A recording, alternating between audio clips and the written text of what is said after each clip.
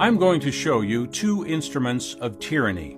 The first is a gun, a symbol of force, violence, and destruction. This is not the best instrument of tyranny.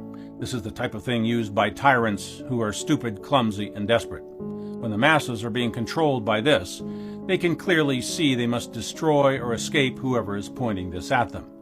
The smart tyrants use the other instrument of tyranny, paper. The paper on which is printed the auto registration you must show, the proof of insurance you must show, the tax form that you must file, the permit or license that you must pay for, the application you must fill out. Whether we realize it or not, we only submit to this because we are being threatened by this. What if we knew they did not have this? Would we do this? I wouldn't. When we do this, we are really reacting to this, tyranny. But just as a gun can be pointed in two directions, paper can be used by all parties. How can you use the power of paper? One way is something called an affidavit. An affidavit seems simple and harmless. It's simply a sworn statement of fact signed by a notary. But a lot more people have been robbed with this than with this. A properly executed affidavit is law until it is rebutted by another affidavit. Suppose you send your mortgage lender an affidavit that says you just discovered that the loan documents they asked you to sign have misrepresentations, lack of disclosure, or fraud. If you are wrong, you may go to jail for perjury. If you're right, you may get the deed to your house free and clear. An affidavit is a powerful thing. The author of an affidavit can take all the marbles. He can make the rules. In my affidavit, I can say, "You hereby agree to pay me $50 a month unless you rebut this affidavit within 30 days. If you make the mistake of tossing that affidavit into your inbox and forgetting about it, 30 days later you are a slave to me. Under the law, $50 per month of your earnings belongs to me." That's the point of those cryptic notices from your credit card company. These are the new terms of your credit card. The law says that you agree and accept the presented terms unless you respond and refuse to accept. If you respond, you can change those rules all you want. All you have to do is respond. That notice they sent you is not enforcement of their rules. That is an opportunity for you to agree with their rules by remaining silent.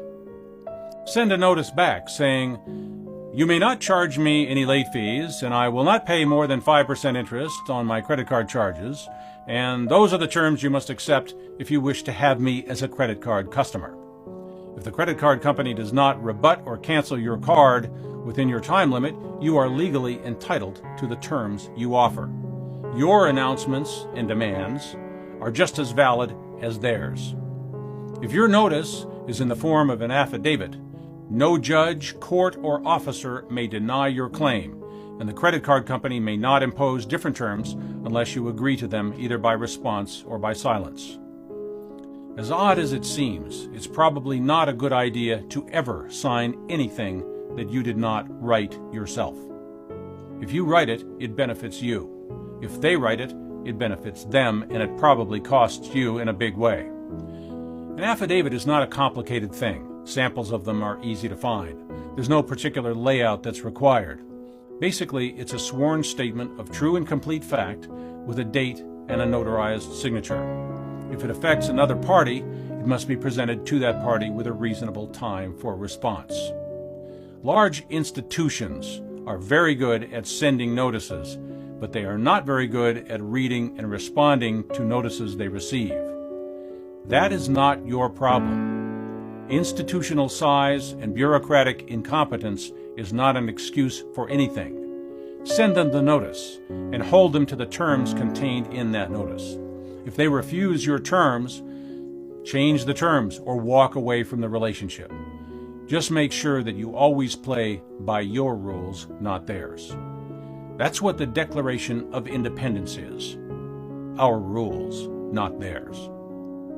Just as tyranny comes in many forms, revolutions come in many forms. We can have a nice, nonviolent revolution. We can even do it all through the mail if we borrow a trick that institutions use against us.